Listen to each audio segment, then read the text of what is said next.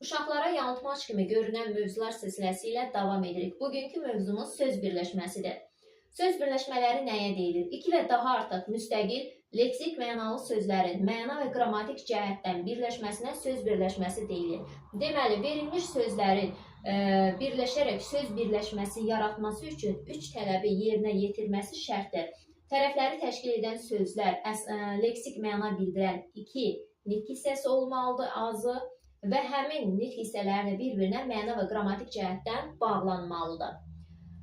Və bildiyimiz kimi uşaqlar, leksik mənası olan sözlər yalnız əsas nitq hissələridir. Köməkçi nitq hissələrinin leksik mənası olmur. Deməli, tərəfləri təşkil edən sözlər əsas nitq hissəsi olmalıdır.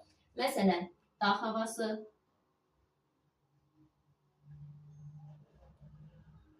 qızıl üzük,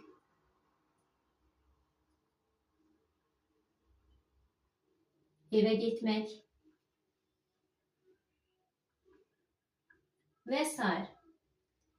Tərəflərin hər ikisi əsas nitq hissələrindən təşkil olduğuna görə, leksik mənası olduğuna görə bu sözlər birləşərək söz birləşməsi yaradıblar.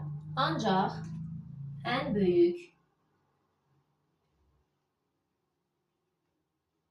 dərsdən savayı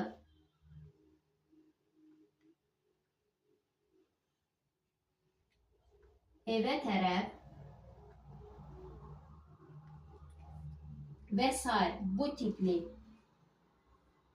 sözləri birləşdirib biz söz birləşməsi yarada bilmərik. Çünki tərəflərdən biri köməkçi nitq hissəsidir, əsas nitq hissəsi deyil. Və bizdə tərifdə əsas tələb odur ki, hər iki söz, ən azı 2 söz, tərəflərdəki 2 söz leksik mənası olan sözlər olmalıdır. Burada isə tərəflərdən biri leksik mənası olmayan köməkçi nitq hissələrdir. Ona görə də bu tipli sözləri birləşdirib biz söz birləşməsi yarada bilmərik.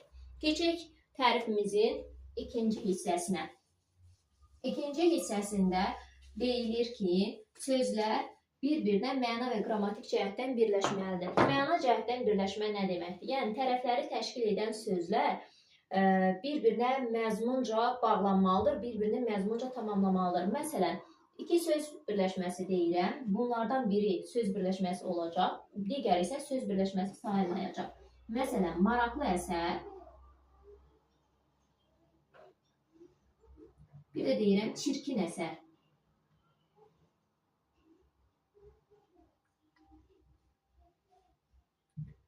Maraqlı əsər söz birləşməsinin tərəfləri leksik məna bildirən 2 əsas nitq hissəsindən ibarətdir.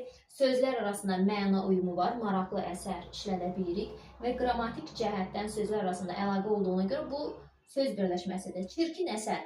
Sözlər, tərəflər leksik məna bildirən 2 sözdən təşkil olunsa da, sözlər arasında qrammatik əlaqə olsa da, məna əlaqəsi olmadığına görə biz bu tipli birləşmələri söz birləşməsi deyə götürə bilmərik. Çünki sözlər arasında məna əlaqəsi yoxdur və burada 3 tələbdən birini pozur.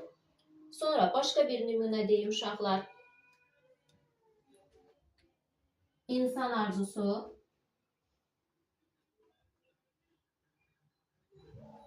bir də var deyirəm, insan dəmiri.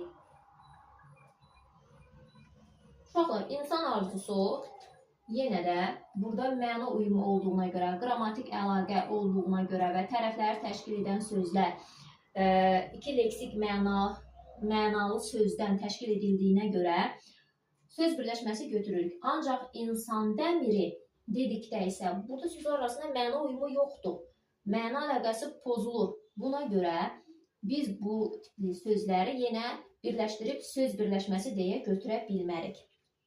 Sonra keçək qrammatik əlaqə nədir? Sözlər arasında qrammatik əlaqə 2 cür olur. Tabelik əlaqəsi və tabesizlik əlaqəsi.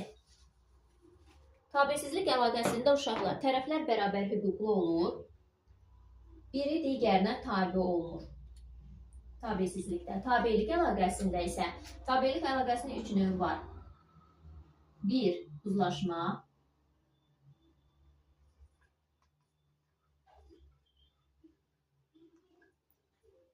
uzlaşma, 2 idarə, 3 yanaşma.